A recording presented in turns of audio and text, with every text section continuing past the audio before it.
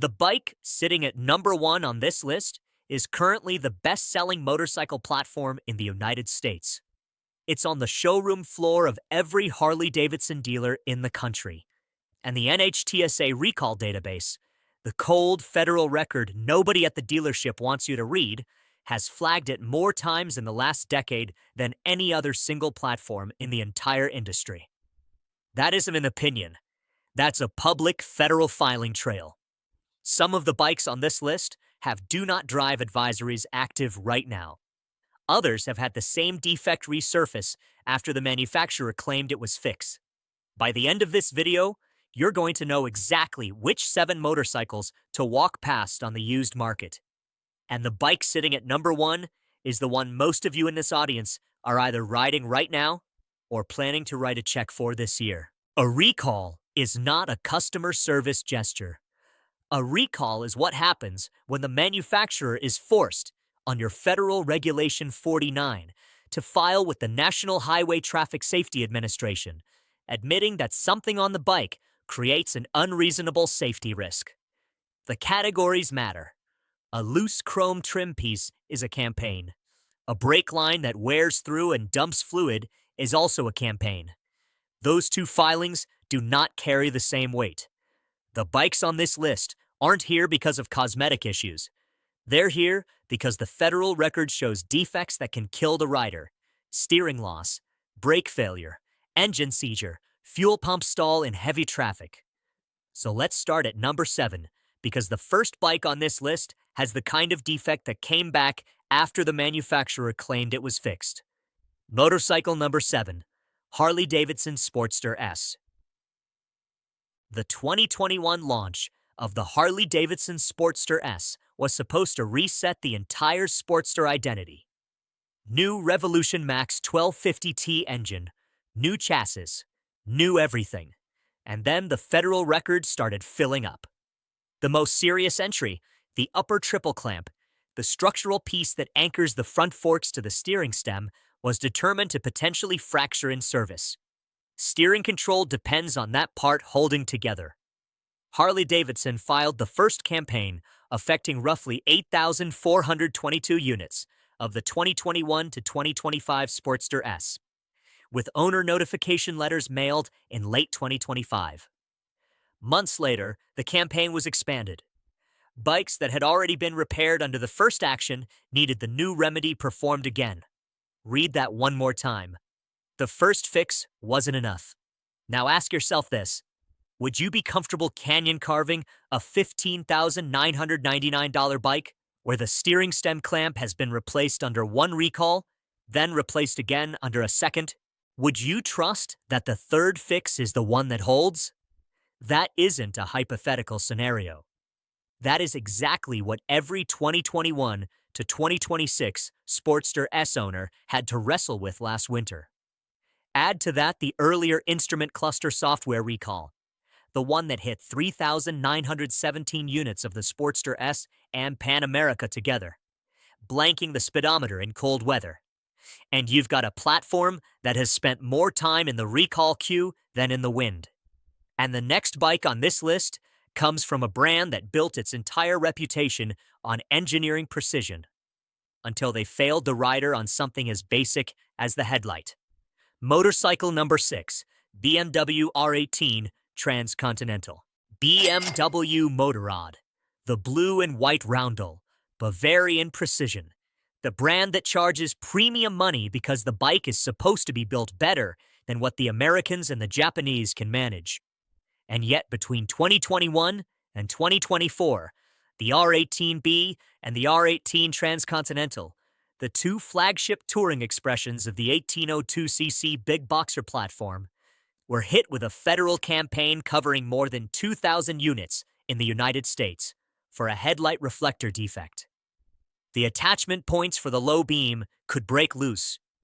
The reflector could shift out of its intended position, either weakening the rider's forward visibility or blinding oncoming traffic with a misaligned beam. When you've just spent $24,395 plus destination on a 2026 R18 Transcontinental, did you expect to be wondering whether your headlight is still pointed at the road? When you're rolling into a fog bank at midnight on a mountain pass, would you trust a reflector mount that's been the subject of a federal campaign across the previous 4 model years? BMW has since redesigned the assembly, brought the lineup up to the EU 5 Plus emission standard, and the current production trim is running clean. But the trust damage is in the record forever. Every owner who paid premium money for a premium nameplate now knows what the federal filing says about Bavarian precision when it intersects with a plastic reflector mount. And the next bike I'm about to show you didn't have a headlight problem or a clamp problem. It had a defect in the chassis itself. Thousands of owners were told to stop riding until the part was replaced. Motorcycle number 5, Indian Chieftain, Roadmaster, Springfield, Challenger, Pursuit. Indian Motorcycle has spent the last decade convincing the touring market that Polaris money plus American engineering equals a real Harley alternative. They've come close. They have, in many ways, leapfrogged Harley-Davidson on technology. But the federal record tells a story their dealers will not volunteer. In 2024, Indian filed a campaign covering certain 2024 Chieftain, Roadmaster, Springfield, Challenger, and Pursuit motorcycles because the rear suspension pushrod was determined to be out of design specification. The defect was structural. The pushrod could buckle under load, pinching the main chassis harness, damaging the coolant reservoir, damaging the rear tire, or bottoming out the rear of the motorcycle on routine highway compression. That isn't a software glitch. That is the chassis itself failing to do its job. Then, in early 2025, a separate campaign was filed covering essentially the same touring family: 2025 Challenger, Pursuit, Chieftain Power Plus, Roadmaster Power Plus, Roadmaster Elite, and Springfield trims for a fuel pump assembled with an incorrectly crimped wire. Pump fails, bike stalls, rider gets surprised in traffic. So if you bought a brand new Indian touring bike between 2024 and 2025, what does your federal record actually say? 2 consecutive model years with overlapping defect filings on the same nameplate? 2 recall letters from Polaris arriving in 2 years? Have you started to wonder how many of these the brand can absorb before the resale market notices? Indian has built a great product story.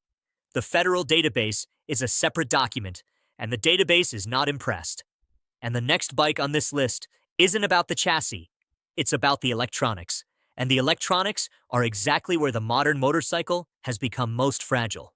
Motorcycle number 4, Harley-Davidson Pan America 1250. The Pan America 1250 was supposed to be Harley-Davidson's answer to BMW's adventure dominance. The 1252cc Revolution Max engine produces a real 150 horsepower and 94 pound-feet of torque in the Pan America 1250 Special. Cornering ABS, traction control, hill hold, semi-active suspension on the Special trim. On paper, it adds up to a serious adventure platform. But here is where the federal record gets uncomfortable. The instrument cluster module, the screen that's supposed to display your speedometer and neutral indicator as required by Federal Motor Vehicle Safety Standard 123, was determined to go blank in sub-freezing temperatures. Harley-Davidson filed a campaign affecting 3,917 units of the Pan America 1250, the Pan America 1250S, and the Sportster S. The remedy was a software flash. Earlier, the seat-based structural recall covered 2,689 units of the Pan America.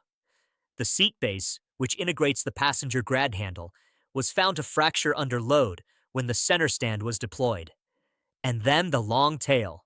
Forum threads from real owners reporting stator failures pre-2024. Dealers delivering bikes with incorrectly bled cooling systems. Coolant temperatures spiking into the 230s in stop-and-go traffic. So when your dash goes black on a cold morning and you have no idea how fast you're moving, what is the point of the 150 horsepower engine underneath you? When the structural piece holding your passenger's grab handle fractures on the center stand, is that the kind of engineered-in-Milwaukee reliability you signed up for? The Pan America is a legitimate motorcycle. The federal record on its electronics and its structural components is a separate document, and that document does not flatter the brand. And the next bike on this list is on a do not drive advisory right now, as of the most recent federal filing, for a brake defect that the manufacturer admits could fail without warning. Motorcycle number 3, Harley-Davidson's Softail family. This is the bike most of you in this audience either owned, or rode at a friend's house last summer. The Softail family, Heritage Classic, Street Bob, Lowrider S, Lowrider ST, the narrow frame backbone of the modern Harley cruiser lineup. In April 2026, Harley-Davidson filed a campaign covering 16,994 model year 2025 and 2026 Softail motorcycles, specifically the FLHC, FXBB, FXLRS, and FXLRST trims, because the rear brake line was found to contact the body control module. Abrasion, fluid loss, reduced rear braking performance. The federal advisory wasn't a schedule service at your convenience notice. It was a do not drive, park outside designation. That is a label the NHTSA does not assign lightly to motorcycles.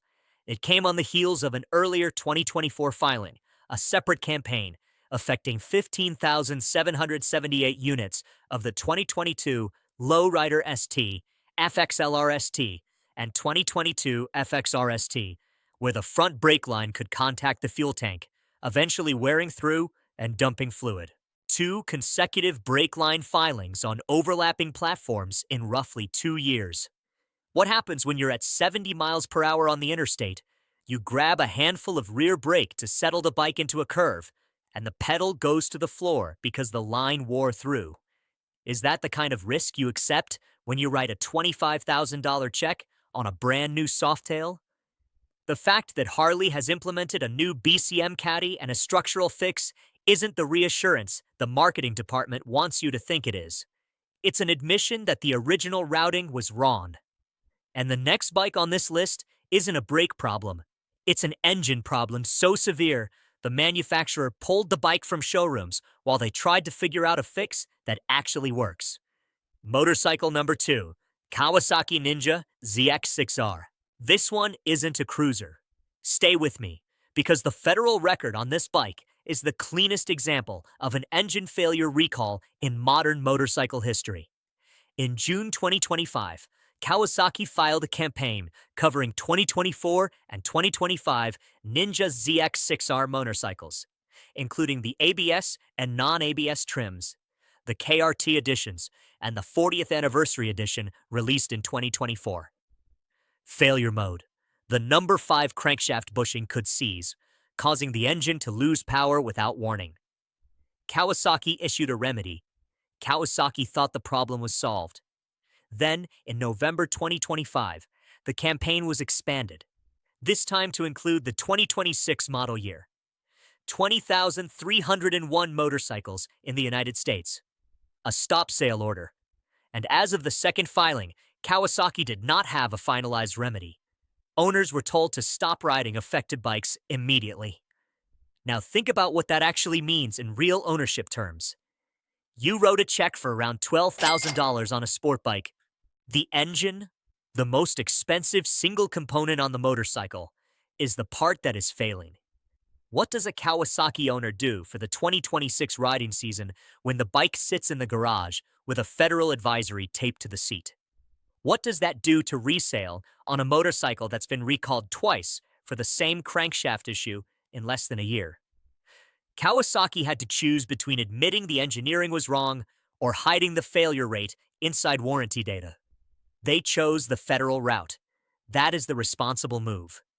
But it does not erase the fact that an engine recall, twice, on a flagship supersport platform, is the kind of event a brand does not walk away from quickly. And the bike at number 1 isn't a sport bike. It's the most American motorcycle in the world, and the federal record on it is the longest, deepest, and most damning of any platform on this list. Motorcycle number 1, Harley-Davidson Touring Family, Street Glide, Road Glide, Electra Glide. The Harley-Davidson Touring family is the bike most of you have either already bought, are about to buy, or are pretending you don't want. The Street Glide FLHX, the Road Glide FLTRX, the Electra Glide, every CVO trim, the 2024 to 2026 FLTRX and FLHX, plus the 2025 to 2026 FXBR and FLFB derivatives, sharing the same airbox baseplate. Together, they represent the single largest cumulative recall history in modern American motorcycle production. In May 2026 alone, Harley-Davidson filed a campaign covering 88,039 motorcycles for an airbox baseplate breather port defect. Crankcase pressure builds. The rider pulls the dipstick to check the oil. Oil ejects from the fill spout under pressure. Injury risk. That is just the latest entry. Go back to 2018, and Harley filed a campaign covering 177,636 motorcycles for a secondary clutch actuator that could leak internally, causing the clutch master cylinder to lose the ability to disengage, bikes moving unexpectedly at stoplights, multiple crashes documented in the filing. Go back further to 2015, and the original clutch master cylinder action covered 45,901 motorcycles for the same family of defect. The clutch wouldn't disengage when the bike had been parked for a few months. Add the 2023 frame rail clamp recall affecting 2,212 CVO Street Glide and CVO Road Glide units for a brake line contacting the exhaust. Add the 2024 front brake line recall affecting 15,778 lowrider units. Add the 2025 Softail rear shock action covering approximately 82,000 motorcycles worldwide. So when you stack the Harley-Davidson Touring family's federal record across the last 10 years, what you see isn't a bike with a defect. It is a platform with a federal record so consistent that the brand's annual recall cadence has become statistical noise inside the NHTSA database. Now answer this honestly. Does the bar and shield badge on the tank justify the recall fatigue? Is the cultural value worth the federal record? And if you're shopping a used 2018, a used 2022, or even a brand new 2026 Street Glide right now, are you running the VIN through the NHTSA portal before you sign the paperwork? Or are you trusting the dealer to disclose it? Because the dealer is not legally required to volunteer that information at the point of sale. The federal portal is the only place that information lives in unfiltered form. Here's the question the industry doesn't want to answer in 2026. If the most popular American motorcycle platform is also the one with the deepest recall record of any platform in the modern era, and the brand still sells those bikes at premium prices, with premium financing, with the cultural assumption that you'll just keep paying for the privilege, then what does that say about the next 10 years of this market? When the NHTSA database is the only place a manufacturer cannot lie to you, and your favorite bike has shown up in that database every single year of its production, is the badge worth what you're paying? Drop your VinCheck experience in the comments. Tell me what your dealer disclosed at the sale, and what the federal portal disclosed afterward. Because somebody else watching this video is about to write a check on a bike that has an open campaign, and your comment might be the only honest warning they ever read.